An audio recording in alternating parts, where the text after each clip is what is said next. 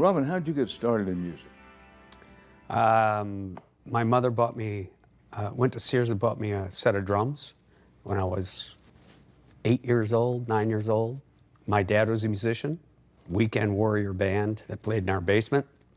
So I just sort of walked around the house and was, hell, I want to try that, you know, that sort of thing. And then eventually when I was 12, I started my first band called the Destinations. Not a bad title. Yeah, it was pretty good. Then the next band I had was around 8th grade, and we were called the Butterscotch Sunday. Not so good. Quite as good. S-U-N-D-A-Y. Oh, much better. Much better. Not to be confused with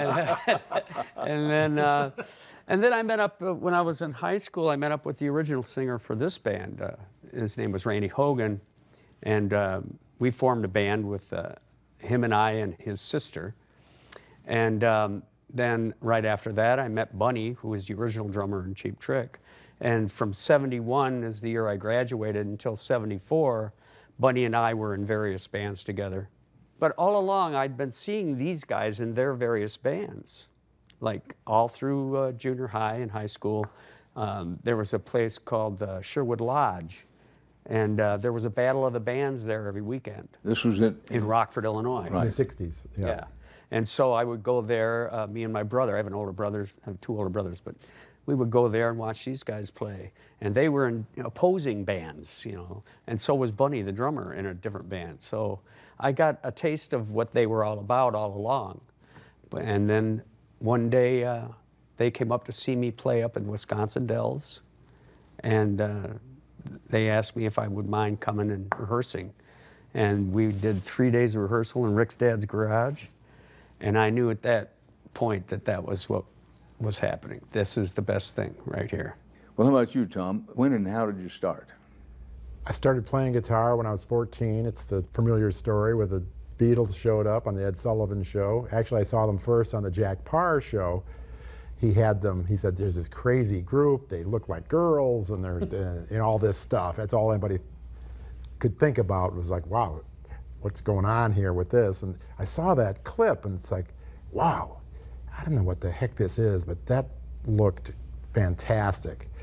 And then they showed up on the Ed Sullivan Show, and from that moment on, it was everybody that I knew, or that I cared about, was just in love with the Beatles. And so by the time I was 15, and then a sophomore in high school, I had my first little group, and these other guys came around and said, hey, we really like you because you look like John Lennon. I'm like, oh, well, I got a bigger compliment. I look like him. They didn't even was as good as him. It's like, you want to be in our band? And they were older, so I got in this group, and then Rick and I hooked up later in like 68, and we went to London together. And then by the time I graduated high school, we were doing pretty well as the bands were, doing all right really locally. And it's like, it was either that or go work at a factory.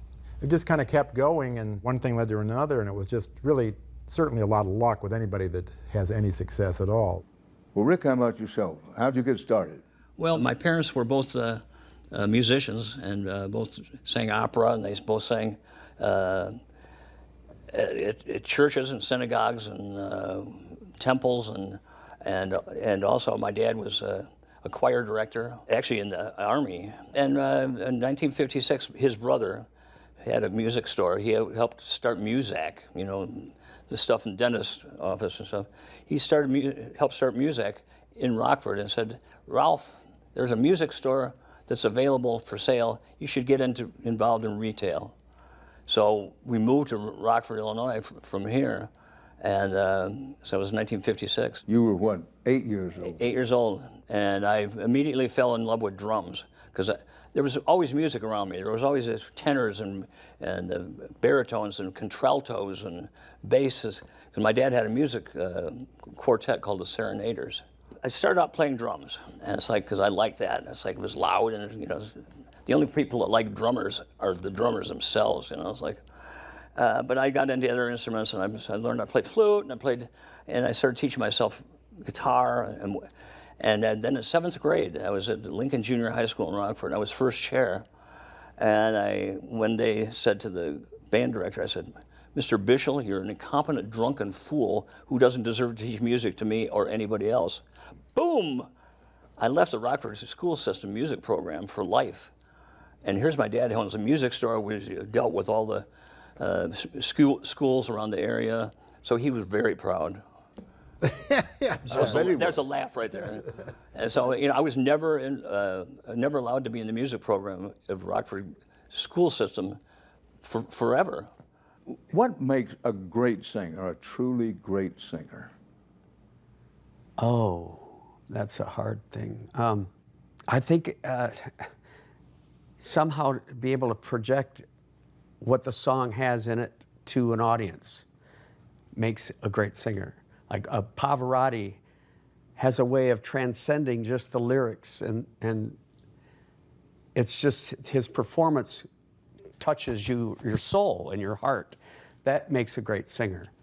When we first started out, I had a lot of influences and stuff, and Rick came up with this idea of, you know, a band without a past, and here's our singer, the man of 1,000 voices, he would say. And that caught on in the press, and people would say, oh, here's the man of 1,000 voices. But because I always looked at it like an actor would look at a script or a movie, that the song he would write would determine how I would go about singing it. I understand what you're saying. Well, I want to get back to this man of 1,000 voices. How do you manage to do that? For example, you have a cover of Elvis Presley's "Don't Be Cruel." That frightened me. That I would think so, and I was going to ask, did you stand in front of the mirror, in front of your wife, in front of the dog, and sort no, of? actually, Did you get a massage? I did. I actually blew it off and thought, I'll just, you know, this is stupid. I'll never be able to do this right. So I had a massage person come in, and I laid down on the massage table and had a microphone through the hole that you put your face in.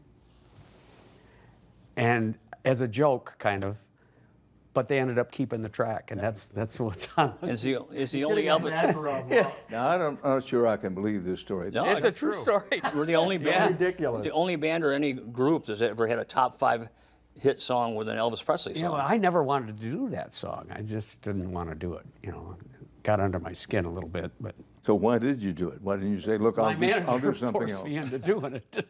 We had done Ain't That a Shame, the Fats Domino Yeah. song, and it was a big hit, and they said, but don't you have any other song? You know, Ain't That a Shame was a hit. That was cool how you did these cover songs. Can't you do something else? I said, well, we don't really, you know, we did songs we liked. We weren't really, no, we can't. Well, how about Don't Be Cruel? Like, no, you know, I said, well, let Tiffany do that. We don't want to do that. You know? And they're like, no, it'll be great. You know, it didn't really, we didn't do that song. So anyway, it ended up, but then when we played it, and We did a good job Robin of it. sang, it's like, wow, this came out, it sounds good, you know, so we did a, you know, different version. And the video helped too, because we had like 5 girls doing a bop bop. You know, so we made it as ridiculous as possible, and it became a hit.